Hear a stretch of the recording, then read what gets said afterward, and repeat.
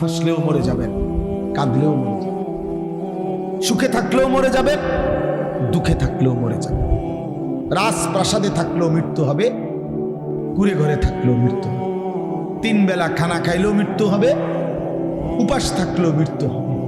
জীবনে যে কোনোদিন হাসে নাই তারও মরণ হবে, জীবনে যে কাঁদে নাই তারও মৃত্যু। 900 বৎসর যে সুখে ছিল, আল্লাহর নাফরমানি করছে, তারও মৃত্যু হবে। 950 বৎসর নূহ নবী ঈমান আমলের উপরে ছিল, ওনারও মৃত্যু হয়েছে কিনা? তাহলে 950 বৎসর পরের মানুষটাও যেহেতু মরতে হইছে, তো তুমি আমি মরতে হবে না? আমার কাছে কিতাব আছে, ওই কিতাবে স্পষ্ট আছে হযরত নূহ আলাইহিস সালামকে জিজ্ঞেস করা হয়েছিল মৃত্যুর পূর্বে, হে নবী নূহ, উনি তো পৃথিবীতে ছিলেন 950 বছর, ফালাবিসা ফীহিম আলফা সানাতিন ইল্লা 50 আমা, কোরআনের আয়াত। আল্লাহই বলছে 950 বছর ছিলেন। মৃত্যুর পূর্বে ওনারে জিজ্ঞেস করছে, হে নবী নূহ, দুনিয়াতে আপনি কতক্ষণ ছিলেন? মৃত্যুর মুহূর্তে হযরত নূহ আলাইহিস সালাম বলতেছেন, একজন ব্যক্তির একটা ছোট্ট ঘর ছিল, ধরে নাও যে এই ঘরটা এত ছোট, তো ওই ঘরের 2টা দরজা, লাহু বাবান, এই 2 দরজার এক দরজা দিয়ে ঢোকে আর আরেক দরজা দিয়ে বাহির হয়।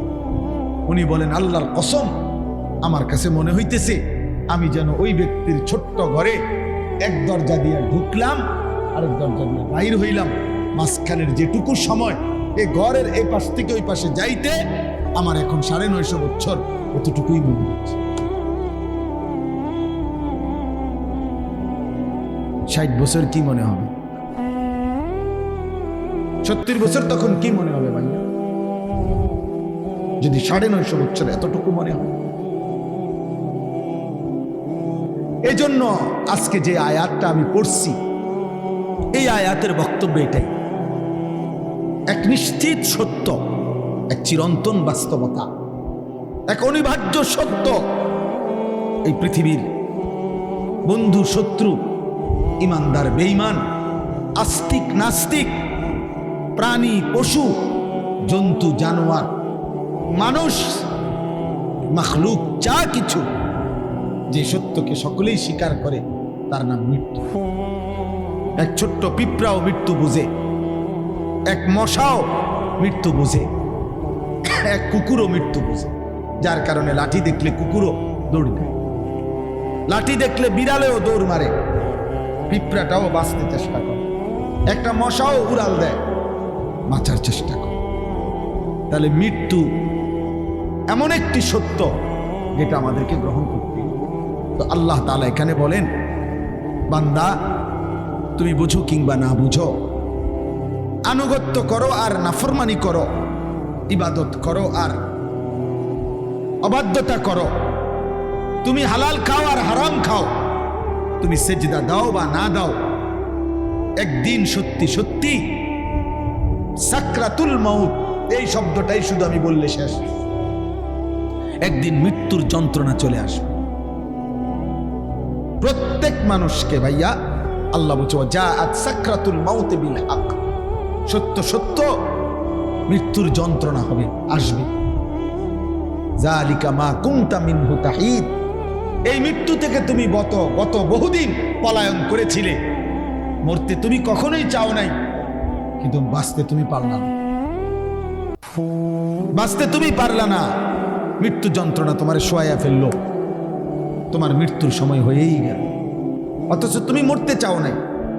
যালিকা মা কুনতা মিনহু তাহিদ, তুমি পলায়ন করতে চেয়েছিলে বারবার, তোমার দাদাও মরতে চায় নাই, তোমার বাপও মরতে চায় না, কিন্তু থাকতে পারে না। পারছে? কথা বলেন না। আমার দাদা, আমার বাবা আছে? নাই, নাই। তো আল্লাহ তাআলা বলেন মৃত্যুর যন্ত্রণা আসবেই আসবে। প্রিয় ভাই, এই কথাটাই আমি বুঝাইতে চাই, আমাদের প্রত্যেক অনুগত অবাধ্য ইমানদার নাফরমান, আমাদের প্রত্যেকের একটি নির্ধারিত সময়ে মৃত্যুর যন্ত্রণা শুরু হবে, সাকরাতুল মাউত যেটারে বলে। আর সেই মৃত্যু যন্ত্রণায় সে আমাদেরকে ধরবে, সেটা গ্রহণ করতে হবে। এই পৃথিবীতে মনে রাখবেন, তাফসিরে আছে, কোন ব্যক্তি ইবাদত আমল যত বড় নেককার হোক, চাই সে নবী হোক, চাই সে নবীদের সরদার হোক, চাই সে সাইয়্যিদুল আম্বিয়া হোক, চাই সে নবী মুহাম্মদ সাল্লাল্লাহু আলাইহি সাল্লাম হোক, উনারও মৃত্যু যন্ত্রণা ছিল। আবার সর্বনিকৃষ্ট কাফের ফেরাউন নমরুদেরও মৃত্যু যন্ত্রণা। মৃত্যু যন্ত্রণা থেকে কেউ মুক্তি পায় না। মুহাম্মদ আরবি সাল্লাল্লাহু আলাইহি ওয়াসাল্লাম, ওনারও মৃত্যুর যন্ত্রণা হয়েছে, ফেরাউন নমরুদেরও মৃত্যুর যন্ত্রণা। মৃত্যু যন্ত্রণা থেকে কেউ মুক্তি পায় না। হাদিসের মধ্যে আছে, আম্মাজান আয়েশা রাদিয়াল্লাহু তাআলা আনহা বলেন, রাসূলুল্লাহ সাল্লাল্লাহু আলাইহি ওয়াসাল্লামের ইন্তেকালের পূর্ব মুহূর্তে নবীজি সাল্লাল্লাহু আলাইহি সাল্লামের কপাল মোবারক, চেহারা বারবার ঘামে ভিজে যাচ্ছিল। উনি বলেন, আমি বাটিতে করে পানি আইনা দিছি। নবীজি তার ডান হাত মোবারক বারবার পানিতে ভিজাচ্ছিলেন, আর এই ভেজা হাত কপালে আর মুখে মুছতেছিলেন, ঘাম মুছতেছেন। আর নবীজি একটার পর একটা বারবার বাক্য বলতেছিলেন, আল্লাহুম্মা আইন্নি আলা সাকারাতিল মাউত, আয় আল্লাহ, মৃত্যুর এই যন্ত্রণার মুহূর্তে আমারে সাহায্য করেন। আল্লাহুম্মা হাফফিন আলাইয়া সাকারাতিল মাউত, আল্লাহ আমার মৃত্যু যন্ত্রণা সহজ করে দেন। নবী এরপরে বলছেন, লা ইলাহা ইল্লাল্লাহ, আল্লাহ আপনি ছাড়া আর কোনো ইলাহ নাই। ইন্না লিল মাউতে সাকারাত। এরপরে নবী বলছেন, হায় মৃত্যুর বড় যন্ত্রণা। আমার মনে হইতেছিল নবী যেন বলতেছিলেন, হায় আল্লাহ, আমি এক নিষ্পাপ নবী, আমি আপনার মাহবুব, আমি আপনার বন্ধু, আমি আপনার কলিজার টুকরা, আমার আপনার এত প্রিয় মাহবুব হয়ে আমার মৃত্যুর যন্ত্রণাই যদি এমন লাগে, আমার কাছে গুনাহগার উম্মতের মৃত্যু যন্ত্রণা কেমন। আবার মনে হয় আর কি, নবী যেন তখন এটা ভাবতেছিলেন, আর যেন বলতেছিলেন, ইন্না লিল মাউতে সাকারাত, আহা মৃত্যুর বড় যন্ত্রণা, মৃত্যুর বড় যন্ত্রণা। এক ঈমানদার, তিনি সাইয়্যিদুর রাসূল, তিনি আমাদের নবী সাল্লাল্লাহু আলাইহি ওয়াসাল্লাম। এজন্য এই পৃথিবীর সর্বশ্রেষ্ঠ ঈমানদারেরও মৃত্যুর যন্ত্রণা, মৃত্যুর যন্ত্রণা। রাসূলুল্লাহ সাল্লাল্লাহু আলাইহি সাল্লামের একজন সাহাবীর উদাহরণ দেই। নবীজির একজন বিখ্যাত সাহাবী ছিলেন হযরত আমর ইবনুল আস রাদিয়াল্লাহু তাআলা।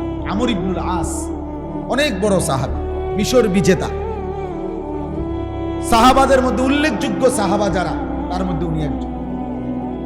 এই সাহাবী মিশর বিজয় করেছিলেন, ইসলামের ইতিহাসে বড় বড় যুদ্ধের সেনাপতি ছিলেন তিনি। নবীজি সাল্লাল্লাহু আলাইহি সাল্লামের ঘনিষ্ঠ একান্ত সহচরদের একজন ছিলেন আমর ইবনুল আস রাদিয়াল্লাহু তাআলা আনহু। উনার ছেলে আব্দুল্লাহ, তিনিও সাহাবী ছিলেন, আব্দুল্লাহ ইবনে আমর ইবনুল আস। এই ছেলে আমর ইবনুল আস যখন মৃত্যুর মুখে, নবীজির এই সাহাবী মৃত্যুর মুখে যখন ওনার শেষ অবস্থা, আমরা কিতাবে পড়ছি, আমার কাছে কিতাব আছে, গাড়িতেই আছে, ওয়াজাআত সাকরাতুল মাউতে বিল হক। এই আয়াতের উপরে একটা কিতাবে আছে, এইটার থেকে আমি পড়ছি। আরব বিশ্বের একজন বিখ্যাত আলেম ডক্টর আয়েজ আল কারনি, বর্তমান সময়ের একজন খুব নামকরা জনপ্রিয় আরবি লেখক আয়েজ আল কারনি, ওনার লেখা কিতাব অনেক সুন্দর। আলেম যারা আছেন আপনারা পড়লে পাগল হয়ে যাবেন, এত এত সুন্দর লিখছেন, এত ভয়ঙ্কর আবেগ দিয়ে লিখছেন। তো হযরত আমর ইবনুল আস, আব্দুল্লাহ ইবনে আমর, ওনার ছেলে মৃত্যুর মুখে ওনারে বলতেছিলেন, আব্বা আপনার মৃত্যুর যন্ত্রণাটা, এই ভাই শুনেন, এই 5টা মিনিট, মৃত্যুর যন্ত্রণাটা আপনার কাছে কেমন লাগতেছে? উনি একজন সাহাবী, উনি মিশর বিজয়ী সাহাবী, ইসলামের ইতিহাসের একজন বিখ্যাত সেনাপতি। হযরত আমর ইবনুল আস বলে, ইয়া বুনাইয়া, হে আমার সন্তান, কাআন্না জিবালাদ দুনিয়া আলা সাদরি, আমার বাপ, আমার সন্তান, আমার মনে হচ্ছে পৃথিবীর সমস্ত পাহাড়গুলো আমার বুকের উপরে চাপ দিয়ে রাখছে। এটা একজন সাহাবী। ওয়াকান্নি আতানাফাসু মিন সাকবিল ইবরা, আর আমি যেন একটা সুইয়ের ছিদ্র দিয়া নিঃশ্বাস নিতেছি। যদি একজন সাহাবী এত বড়, তিনি বলে যে মৃত্যুর যন্ত্রণা আমার মনে হইতেছে, পৃথিবীর সবগুলো পাহাড় আমার বুকে চাপ দিয়ে রাখছে, তাহলে ভাবেন তো বাপ, গত 30 বছর ধরে সুদ খায় যে হারামখোর, তার কি হবে? এই ভাই, গত 40 বছর ধরে যে হারাম রোজগার করে, ওর কি হবে? খোদার 365 দিনে এক বছর কি যে কোনোদিন ফজরের নামাজ পড়ে নাই, ওর কি হবে? সারা রাত উলঙ্গ ছবি দেখে যে যুবক, তার কি হবে?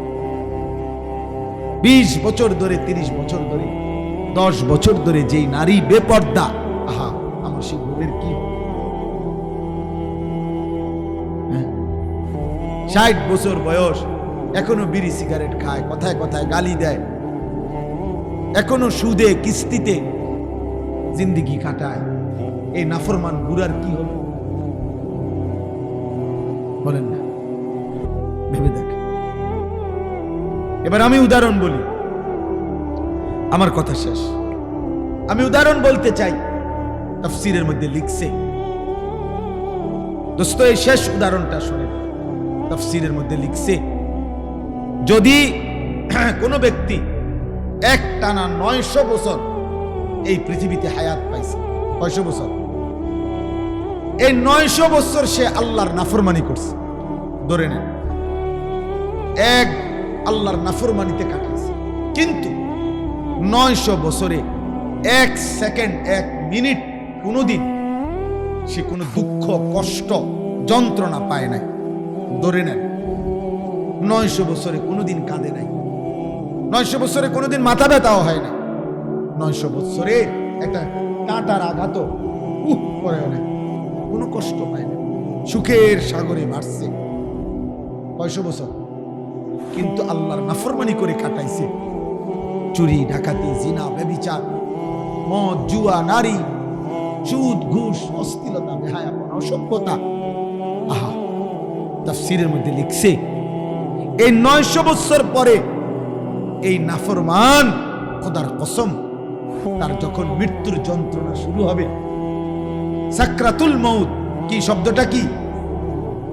এই সাকরাতুল মউত যখন শুরু হবে, মৃত্যুর যন্ত্রণা, এখনো জান কবজ করে নাই, জান কবজ পরে, আজরাইলের জান কবজ পরে, কবর পরে, হাসরের ময়দান পরে, মিজান ফুলসিরাত এগুলা বাফ পরে, জাহান্নাম পরে। বেটা আল্লাহর কসম, তাফসীরে লিখছে 1 সেকেন্ডের মৃত্যুর যন্ত্রণা এই নাফরমান বেঈমানের 900 বছর ভুলে যাবে।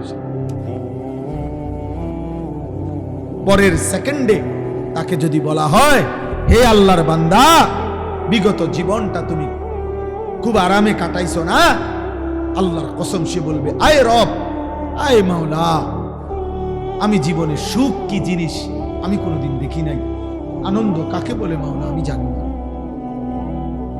1 সেকেন্ডের মৃত্যু যন্ত্রণা তার 900 বছরের সুখ ভুলায়।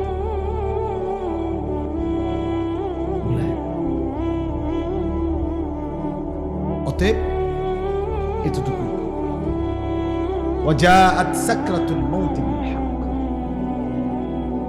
আল্লাহ বলছে সত্য সত্য বান্দা, তুমি খেয়াল করো আর না করো, মৃত্যুর যন্ত্রণা আসবে। তুমি যতই পলায়ন করতে চেয়েছিলে, সে তোমার কাছে আসবে। আসবে তো? কথা বলেন, আসবে তো? অতএব প্রিয় ভাই, নওজোয়ান, বয়স্ক বাবা, ওলামায়ে কেরাম, আমিও আপনিও সবাই মিলে নিজের জিন্দেগির আরেকবার হিসাব। রাত 1টা বাজে, তাহাজ্জুদের সময়, গভীর রাত, মধ্যরাত পার হয়ে গেছে। আল্লাহ তাআলার রহমত আর মাগফিরাতের ফোয়ারা, জোয়ার এই সময় থাকে। এই জন্য চলেন দিল থেকে দোয়া করি, আল্লাহ যেন আমারও মাফ করে দেয়, আল্লাহ যেন আমাদের সকলকে মাফ করে দেয়। প্রিয় নওজোয়ান, চরিত্রহীন হইও না, কেউ মনে রাখতো না। এ নারী দেখা, ছবি দেখা, উলঙ্গ দৃশ্য দেখা, সুদ ঘুষ কিস্তি হারামের মাধ্যমে আল্লাহর নাফরমানি করে কাটাইবা। হ্যাঁ, তুমি জানো নি ফেরাউন নমরুদের নাম কোন কুত্তাও নেয় না, কুত্তাও নেয় না। আবু জাহেল, আবু লাহাবের নাম কুত্তাও নেয় না। ওরা ক্ষমতাধর ছিল, সম্পদওয়ালা ছিল, সম্পদওয়ালা ছিল। কারুনের নাম কোন কুত্তার নামও নাই। অতএব পৃথিবী তোমারে মনে রাখবে না, কেউ স্মরণ করবে না, কেউ না, কেউ না। যেই নর্তকী দেখছো, আল্লাহর কসম, ওই নর্তকীরে যাইয়া যদি বলো কোনোদিন যে তুই বেডিরে দেখছি আমি গত 3 বছর 5 বছর, তোর ছবি দেখে দেখে আমার জীবন শেষ করছি, তুই কমপক্ষে আমার একটা ধন্যবাদ দে, ও বলবে একটু ঘুরে খারাপ। এই বেডি বলবে তুই কত ঘুরে দাঁড়া, ঘুরে দাঁড়াইলে ফাঁসাতে একটা লাথি, ফাঁসাতে একটা লাথি, অথবা লোক আইন না অন্য লোকের বলবো তার ফাঁসাতে লাথি নেই। তারে বলছিনি আমারে দেখে চরিত্র নষ্ট করতে, আমি কি তার জন্য নি ফেসবুকে ইউটিউবে ছবি দিছি? আমি তো দিছি টাকার জন্য, আমার তো টাকা দরকার ছিল। অতএব ভাইয়া, চরিত্রহীন হয়েও না, এমন সুন্দর জীবন নষ্ট করো না। তালেব ইলম তোমাদের কবুলি মাফ। এই পৃথিবীর সবাই বদলে যাক, আমি আর তুমি, আমরা মাদ্রাসা, আমরা কোরআন সুন্নাহ পড়নেওয়ালা ভাইয়া, চলো আমরা কমপক্ষে সিদ্ধান্ত নেই পৃথিবীর এই স্রোতে আমরা ভেসে যাব না। আমরা আল্লাহকে নিয়েই আছি, আমরা সেজদা নিয়েই আছি, আমরা মদিনার রাসূলকে নিয়েই থাকবো ইনশাআল্লাহ। মাদ্রাসাই আমাদের ঠিকানা, কোরআনই আমাদের জিন্দেগি। আল্লাহ নবী দোয়া করতেন, আল্লাহুম্মা জাআলিল কোরআনা রাবিআ কলবি ওয়া নূরা সাদরি ওয়া জালাআ হুজনি ওয়া যাহাবা হাম্মি।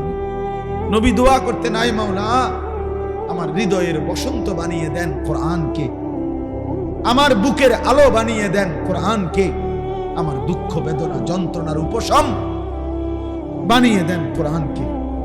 কোরআন যেন আমার দুঃখ ভুলায় দেয়, কোরআন যেন আমার কষ্ট যন্ত্রণা উপশম করে দেয়।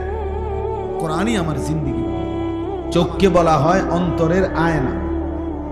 মানুষ এই চোখে যা দেখে, যখনই দেখে, সেই চোখের দেখা প্রথম অন্তরে এসে জমা।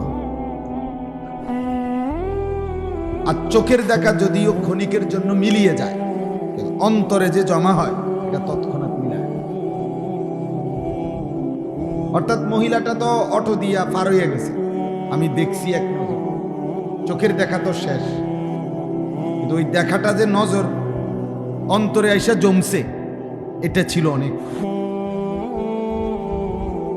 এটা ছিল অনেক। মোবাইলের এই ছবিটা তো পলকে হয়তো আরেকটার দিকে চলে গেলাম, চোখে দেখছি হয়তো 30 সেকেন্ড, 1 মিনিট, কিন্তু হৃদয়ে জমে আছে 1000 মিনিট, 1000 মিনিট। এই জন্য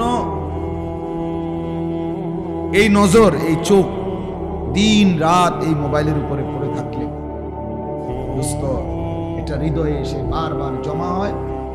আর এই হৃদয় সারাক্ষণ তখন গুনাহের পরিকল্পনা। আল্লাহ নবী সাল্লাল্লাহু আলাইহি ওয়াসাল্লাম বলছেন, জিনা শুরু হয়, ব্যভিচার শুরু হয় কোত্থেকে? চোখ থেকে। জিনাল আইনে আন নাজর, তাহলে ব্যভিচার, অসভ্যতা, অশ্লীলতা, বেহায়াপনা শুরু হয় চোখ থেকে, চোখে দেখার পর থেকে। আর মাঝখানে আরো কিছু অঙ্গ ব্যবহার হয়, কান দিয়ে শুনে, জিহ্বা দিয়ে বলে, হাত দিয়ে ছুঁয়ে দেয়, পা দিয়ে এগিয়ে যায়, কিন্তু এগুলো যদি ব্যবহার নাও হয়, আল্লাহ নবী সাল্লাল্লাহু আলাইহি সাল্লাম বলছেন ওয়ান নাফসু ইয়াহওয়া ওয়া ইয়াতামান্না, অন্তর ভেতরের চাহিদা এটা আকাঙ্ক্ষা করে, পরিকল্পনা করে, গুনাহের ছক সাজায়। এরপরে আর কি কি করা দরকার এই নারীকে নিয়ে, ছবি নিয়ে, অস্থির দৃশ্য নিয়ে, উলঙ্গপনা, বেহায়াপনা। তো এক পর্যায়ে অন্তরের এই পরিকল্পনা চলতে থাকে। নবীজি বলেন এরপরেই ওয়ায়ুসাদ্দিকু যালিকাল ফারজ আও ইউকাদ্দিবু, লজ্জাস্থান সেই জেনাটাকে, ব্যভিচারটাকে চূড়ান্তে পরিণত করে বা করে না, মানে অন্তরের পরেই লজ্জাস্থান। লজ্জাস্থান এরপরের ধাপই লজ্জাস্থান। রাসূলুল্লাহ সাল্লাল্লাহু আলাইহি সাল্লাম এই জন্য এই অব্যাহত নজর, অব্যাহত। প্রথম তো লাগছিল গুনাহের এক ফোঁটা, এই ধারাবাহিক তাকানো, চেয়ে দেখা, এই কলিজার ভিতরে অন্ধকারটা বড় করে ফেলে। আর এই সারাক্ষণ অস্থির দৃশ্য দেখতে দেখতে, নারী ছবি, মোবাইল, ধীরে ধীরে অন্তরে বিভিন্নমুখী হারাম পরিকল্পনা হতে হতে, নাউজুবিল্লাহ, শুধু বুঝার জন্য বলতেছি, কোনো কিছু না মিললে শেষ পর্যন্ত নিজের হাত নিজের লজ্জাস্থানে নাপাক ব্যবহার করে, হারাম বীর্যপাত করে, এই জেনা এবং ব্যভিচারের এই গুনাহ চলতে থাকে। একটা সময় জীবনও যায়, যৌবনও যায়, শরীরের সক্ষমতা, যৌবনের ক্ষমতাটাও নষ্ট হয়, আখিরাতটাও বরবাদ হয়ে যায়। খাসিরাত দুনিয়া ওয়াল আখিরা, এই অপদার্থ তখন দুনিয়াও হারায়, আখিরাতও হারায়। লাহুম আযাবুন আলীম ফিদ দুনিয়া ওয়াল আখিরা, সরাসরি আল্লাহর ওয়াদা। ইন্নাল্লাযীনা ইউহিব্বুনা আন তাশিআল ফাহিশা ফিল্লাযীনা আমানু লাহুম আযাবুন আলীমুন ফিদ দুনিয়া ওয়াল আখিরা। সূরা নূরের আয়াত 18 নম্বর পারা। আল্লাহ তাআলা বলেন, নিশ্চয়ই যারা ঈমানদারদের সমাজে, মুসলিম জনবসতিতে যারা ফাহিশা, অশ্লীলতা, বেহায়াপনা, অসভ্যতার প্রচার প্রসার করে, ছড়িয়ে দেয়, পছন্দ করে যে নোংরামি ছড়িয়ে পড়ুক, যে সমস্ত যুবকগুলো নারী দেখে, ছবি দেখে মোবাইলে দিন রাত, এই অসভ্যরা চায় এই সমাজের সব মেয়ে রাস্তায় চলে আসে।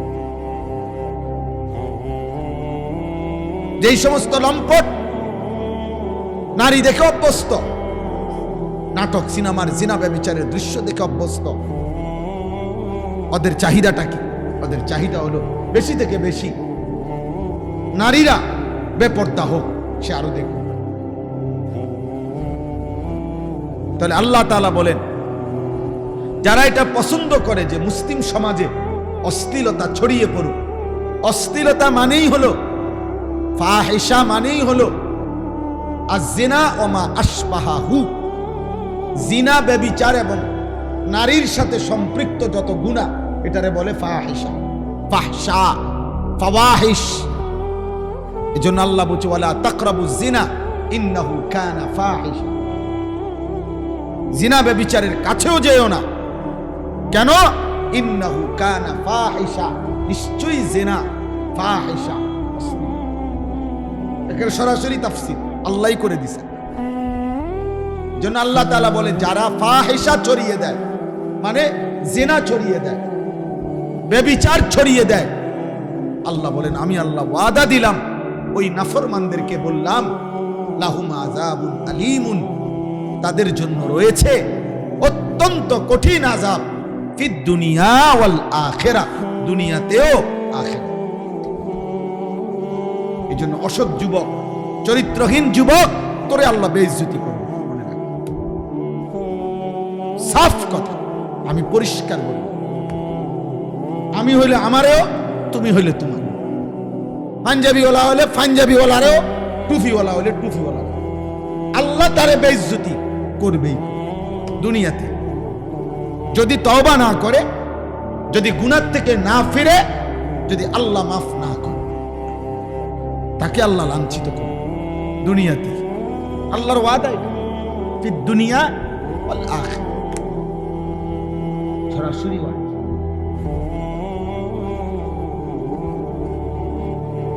এই জন্য ভাইয়া চালাকি মনে করো, চালাকি মনে করো। মোবাইলের এই সীমাহীন আসক্তি,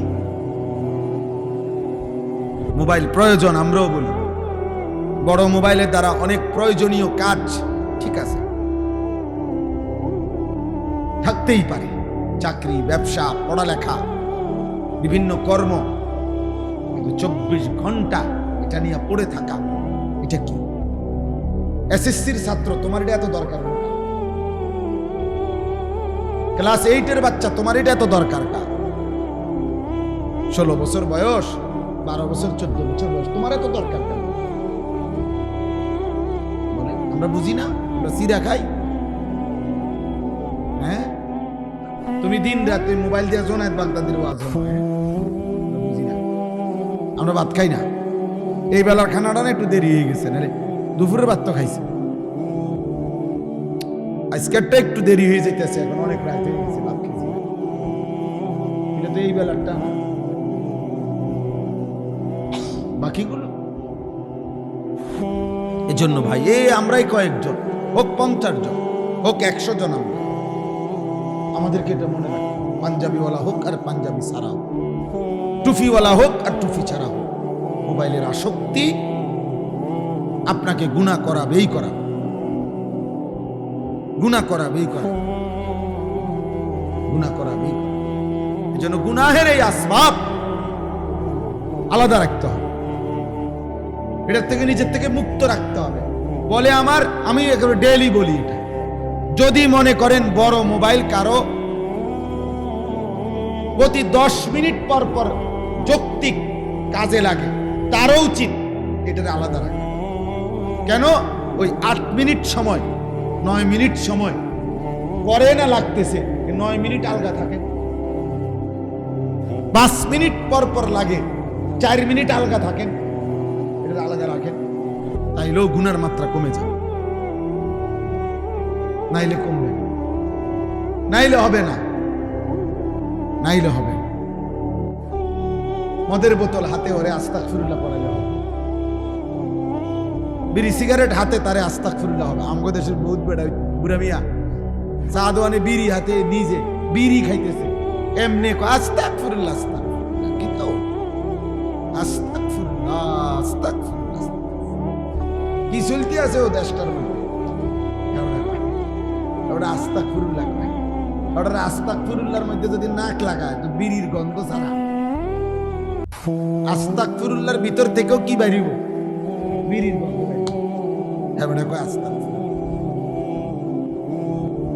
এজন্য করাচি হযরত রাহমাতুল্লাহ আলাইহি বলতেন, কুতুবে আলম আরিফ বিল্লাহ হযরত মাওলানা শাহ হাকিম মোহাম্মদ আখতার, তিনি বলতেন যে তোমার আস্তাগফিরুল্লাহর উপরেও আস্তাগফিরুল্লাহ, গুনাহ মিশ্রিত, গুনাহ চালু রেখে তোমার এমন তওবার উপরে তওবা, তোমার এমন ইস্তিগফারের উপরে ইস্তিগফার। এজন্য যাই হোক, আমার এটা প্রসঙ্গ ছিল না, কিন্তু আমি যে এটা না বললে পারিও না, আমাকে এটা বলতেই হবে। এজন্য আমি অনুরোধ করছি, এই রাত গভীরে আমরা সবাই আজকে, আপনারা জানেন না, এই একজন ছেলে হলো, মনে রাখেন, এই মোবাইলের ভিতরে সম্মোহন আছে, এই মোবাইলের ভিতরে মাসহুর করা হয়, অর্থাৎ কোন ব্যক্তিকে যেরকম জাদুগ্রস্ত করা হয়, জাদু করে যেরকম কোন মানুষকে ভিন্ন রকম বানায় ফেলা হয়, তখন আর সে নিজের কিছু বুঝে না, নিজের কিছু ভাবে না। জাদুগ্রস্ত ব্যক্তি, এই মোবাইল ধীরে ধীরে বেঈমান আজকের প্রজন্মকে জাদুগ্রস্তের মতো সম্মোহন করছে। পুরা অনুভূতি আমি এখন বলছি, মুসাগার এখন মাহফিল ছিল আমার, তো একটা ছেলে সে সামনে আইয়া চেয়ারে বসছে, ওই চেয়ারে বসার জায়গা করছে বৃষ্টির কারণে।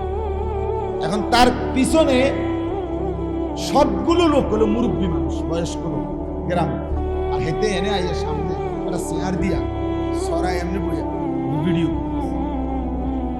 আমার বিবেকে আইলো যে দেখেন পিছনে এতগুলো মুরব্বী, তার বিবেকটার মধ্যে একটা বার কথা ভাবনাও তো আসা উচিত ছিল, আমি এনে কই বইলাম। ভেবে দেখেন তো বিষয়টা, মানে মাসউর, অর্থাৎ তার ব্রেন আর সুস্থ স্বাভাবিক কোনো কাজ করে না। এটাই এখনকার ছেলে, লক্ষ লক্ষ ছেলে, কে মা কে বাবা, তার কোনো বংশ আছে কিনা, তার কোনো ইজ্জত আছে কিনা, এটা মানাবে কিনা, এটা উচিত কিনা, তার কোনো আল্লাহ আসেনি, নবী আসেনি, তার কোনো ধর্ম আছে কিনা, আহারে কিচ্ছু নাই তার। তার মোবাইলটার দ্বারা সে এমন ভাবে নিয়ন্ত্রিত যে এটাই তাকে হাসায়, এটাই তাকে কাঁদায়, এটাই তাকে ডিজাইন করে দেয়, এটাই তাকে সাজায়, এটাই তাকে হাঁটায়। আর ভিন্ন কিছু তার নাই। কে তার আল্লাহ, কে তার নবী, কে তার মা, কে তার বাবা, কিচ্ছু জানে না, কিচ্ছু জানে। এভাবে শেষ পর্যন্ত একদিন জাহান্নামের আগুনে পড়া ছাড়া আর কিছুই নেই। নুওয়াল্লিহি মা তাওয়াল্লা ওয়া নুসলিহি জাহান্নাম। আল্লাহ তাআলা কোরআনে বলছেন, আমার যে বান্দা আমার রাসূলের বিরুদ্ধাচরণ করবে এবং আমার ঈমানদার মুত্তাকি বান্দাগণ যে পথে চলে সে পথের উল্টো পথে চলবে, খোদার কসম আল্লাহ বলছে আমি তারে সেই উল্টো পথেই চালাবো এবং সেই উল্টো পথেই একদিন জাহান্নামে ফেলবে।